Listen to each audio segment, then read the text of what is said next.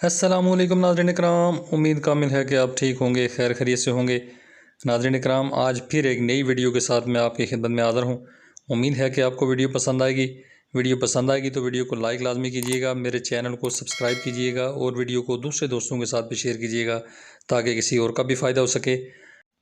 तो नाज़रीन इकराम, आज मैं ख़वातीन की बीमारी के हवाले से ज़िक्र करूँगा जिसको कहते हैं लिकोरिया। तो लिकोरिया बहुत ही ख़तरनाक बीमारी होती है, ख़वातीन को जो है अंदर से बिल्कुल खोखला कर लेती है और ख़वातीन जितनी भी ख़वातीन इस लिकोरिया का शिकार हो जाती हैं तो उनका बैठना, उठना, सोना और जीना तक भी मुहाल हो जाता है। तो ऐसी ख़वातीन नाज़रीन इकराम जिनको लिकोरिया की शिकायत होती है, लिकोरिया की बीमारी होती है, तो उनके लिए ख़ास करके मैं बेहतरीन किस्म का टोटका शेयर करने वाला हूँ जो आपके लिए बहुत फ़ायदेमंद साबित होगा। ख़वातीन जितनी भी हैं वो सारी इस वीडियो को गौर से देखें और आखिर तक देखें। मैं इसमें नुस्खा जो बताने वाला हूँ तो बहुत ही आसान नुस्खा मैं आपको बताने वाला हूँ, जिस नुस्खे से आपकी ये परेशानी जो है लिकोरिया वाली ख़ास करके ये ख़त्म हो जाएगी। तो सबसे पहली चीज़ जो आपने लेनी है वो लेना है आपने धनिया। धनिया साबुत लेना है आपने, पीसा हुआ धनिया आपने नहीं लेना है। धनिया बिल्कुल साबुत हो और साबुत के साथ साथ साफ़ होना चाहिए। धनिया में जो है कचरा वगैरह जो मिट्टी वगैरह है उसको आपने साफ़ कर देनी है। उसके बाद आपने दूसरे नंबर पे चीज़ लेनी है आपने चावल। वो चावल भी आपने उबालने नहीं है, चावल वैसे ही आपने भिगोने हैं।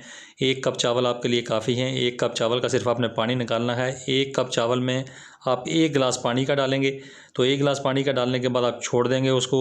थोड़ी देर के बाद आपने चावल थोड़े मसल लेने हैं। मसल लेने के बाद जो है उसका जो पानी है वो आपने स्टैन कर देना है। स्टैन करने के बाद वो पानी और ये धनिया का जो है ये आपने पाउडर उसमें इस्तेमाल करना है। लेकिन धनिया आपने खुश्क करने के बाद धनिया जो है तवे पे रख के या कढ़ाई पे रख के तो आपने उसको जो है भून लेना है। भूनने के बाद आपने उसका पाउडर बनाना है। तो पाउडर बिल्कुल बारीक फार्म में होना चाहिए और पाउडर बनाने के बाद आपने जो स्टैन किया हुआ पानी होगा चावल का, तो आपने 1 चम्मच जो है धनिया का वो आपने पाउडर जो धनिया का पाउडर जो बनाया था आपने, वो आपने 1 चम्मच जो है उसी पानी में डाल देना है जो पानी आपने स्टैन किया है चावल का। उसमें डालने के बाद आपने अच्छी तरह उसको मिक्स करना है। मिक्स करके तो आपने सुबह नारमो इसको पीना है। तो नारमो पिएंगे आप तकरीबन 2 दिन या 3 दिन, तो आपको खुद ही अंदाज़ा हो जाएगा कि आपकी ये जो बीमारी है ये आपकी बिल्कुल, पहली बात तो ये है कि अगर नॉर्मल बीमारी होगी तो जड़ से ख़त्म हो जाएगी। अगर थोड़ी ज़्यादा बीमारी होगी, काफ़ी टाइम से होगी, तो फिर थोड़ा सा टाइम ले सकती है। तो फिर आप इसको कंटिन्यू कर सकती हैं, तकरीबन 8 दिन या 10 दिन कंटिन्यू कर सकती हैं। तो 10 दिन तक जो है इसको आप कंटिन्यू करेंगी तो उसके बाद जो है ये आपका मसला बिल्कुल हल हो जाएगा।